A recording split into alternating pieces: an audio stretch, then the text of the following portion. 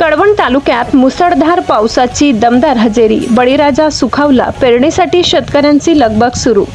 कळवण तालुक्यासह अभोणा, जैदर आणि दडवड परिसरात आज दुपारी 2 वाजेच्या सुमारास झालेल्या मुसळधार पावसाने बळीराजाच्या चेहऱ्यावर समाधानाचे हास्य.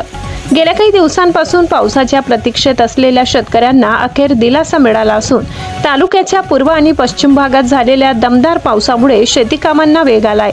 शेतकऱ्यांमध्ये आता खरीप हंगामाच्या पेरणीची लगबग सुरू झाल्याचे चित्र सर्वत्र पाहायला मिळत आहे. पावसामुळे जमिनीत आवश्यक ओलावा निर्माण झाल्याने शेतकरी आता मका, सोयाबीन, भुईमूग यासारख्या पिकांच्या पेरणीसाठी तयारीला लागले आहेत. कृषी सेवा केंद्रे आणि बियाणे विक्रीच्या दुकानामध्ये शेतकऱ्यांची मोठी गर्दी होत असून विविध प्रकारच्या बियाण्यांची खरेदी सुरू आहे. यावर्षी चांगल्या पावसाच्या आशेवर शेतकरी खरीप हंगामाचे नियोजन करत आहेत. अनेक शेतकरी शेतात मशागतीचे कामे पूर्ण करून पेरणीसाठी शेततळे, ओढे, नाले आणि विहिरीमध्येही पाण्याची आवक वाढू लागली आहे.